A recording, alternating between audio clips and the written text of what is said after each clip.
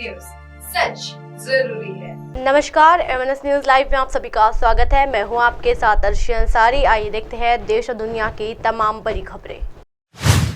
CM Shinde और अजित पवार के बीच चल रहा कोल्ड वॉर, डिप्टी सीएम ने दिए ये जवाब। जी हां, महाराष्ट्र विधानसभा के नेता विपक्ष विजय वडेट्टीवार ने आरोप लगाया था कि मुख्यमंत्री एकनाथ शिंदे और अजित पवार के बीच कोल्ड चल रहा है।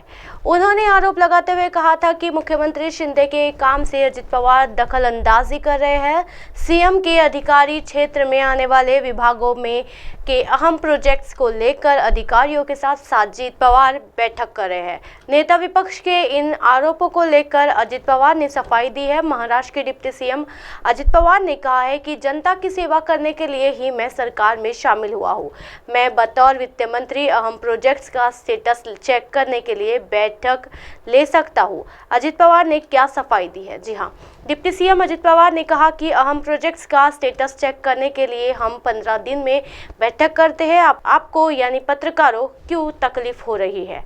उन्होंने कहा कि चाहे किसी भी सरकार हो, हर मामले में अंतिम फैसला लेने का अधिकार मुख्यमंत्री का ही होता है।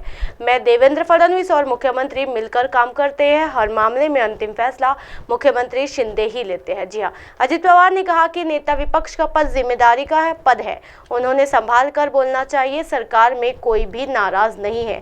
पीएम की तबीयत खराब थी, इसलिए हम सभी ने उनसे कहा कि वो अपने स्वास्थ्य का ख्याल रखें। अजित पवार ने सफाई दी है कि उनके और एकनाथ शिंदे के बीच कोल्ड वॉर की खबरें बेबुनियादी और गलत है। जी हाँ, विपक्ष लोगों को गुमराह करने की कोशिश कर रहा है। शिंदे और अजित के बीच कोल्ड वॉर की अटकलें। गौरतलब है कि विपक्ष के नेता विजय वडेट्टीवार ने महाराष्ट्र विधानसभा में कहा था, दोनों यानी सीएम शिंदे और अजित पवार के बीच शीत युद्ध छिड़ गया है। वित्त मंत्री के रूप में पवार का वॉर रूम द्वारा संचालित परियोजनाओं से कोई लेना देना नहीं है। दरअसल उप मुख्यमंत्री अजित पवार ने मंत्रालय में प्रमुख बुनियादी ढांचा परियोजनाओं की समीक्षा की। ये प्रोजेक्ट्स मुख्यमंत्री एकनाथ शिंदे ने अपने वॉर रूम के लिए रखे हैं, लिहाजा ये अटकलें लगाने लगी है कि दोनों के बीच कोल्ड वॉर छिड़ा है। G20 मंत्रिस्तरीय बैठक में पीएम मोदी की दो टोक, भ्रष्टाचार के खिलाफ जीरो टॉलरेंस की नीति। जी हाँ, प्रधानमंत्री नरेंद्र मोदी ने शनिवार को कोलकाता में हुई G20 देशों के भ्रष्टाचार विरोध मंत्रिस्तरीय बैठक की वर्चुअली संबोधित किया है। बैठकों को संबोधित करते हुए पीएम मोदी ने दावा किया है कि भारत में सरकार की ओर से भ्रष्टाचार के खिलाफ जीरो टॉलरेंस की सख्त नीति अपनाई जा रही है। भ्रष्टाचार का असर गरीबों पर। अपने संबोधन के दौरान पीएम मोदी ने कहा कि भ्रष्टाचार का सबसे ज्यादा असर देश की गरीब और हाशिए पर बैठी जनता पर होता है। पीएम ने कहा कि भ्रष्टाचार से लड़ना उनकी सरकार का कर्तव्य है।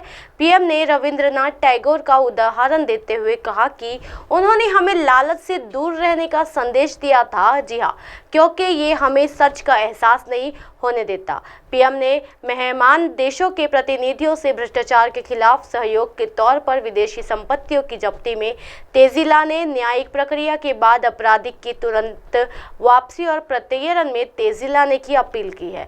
इस बात की खुशी। जी हाँ, पीएम मोदी ने बैठक में खुशी जाहिर करते हुए बताया कि कानून प्रवर्तन एजेंसियों के बीच अनौपचारिक तौर पर ही भ्रष्टाचार के खिलाफ सहयोग पर सहमति बन गई है।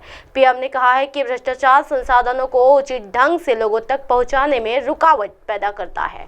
इसके कारण बाजारों पर भी बुरा प्रभाव पड़ता है। पीएम ने बजाय किसी के सहयोग के माध्यम से अपराधियों को कानून में मौजूद खामियों का फायदा उठाने से रोका जा सकेगा। इस दिन आएंगे दुनिया भर के नेता। जी हाँ, भारत 9 और 10 सितंबर 2023 को G20 देशों के राष्ट्रीय अध्यक्ष के शिखर सम्मेलन की मेजबानी करेगा। बैठक का आयोजन राजधानी नई दिल्ली में किया जाएगा। इस बैठक में अमेरिका, रूस, चीन और फ्रांस समेत तमाम बड़े देशों के राष्ट्राध्यक्ष शिरकत करने वाले हैं। इसी तरह की दिन भर की तमाम बड़ी खबरों से फिर कराओगे आपका रूबरू। तब तक के देखते रहिए एमएनएस न्यूज नेटवर्क। मेरे साथ यानी अर्शी अंसारी के साथ नमस्कार।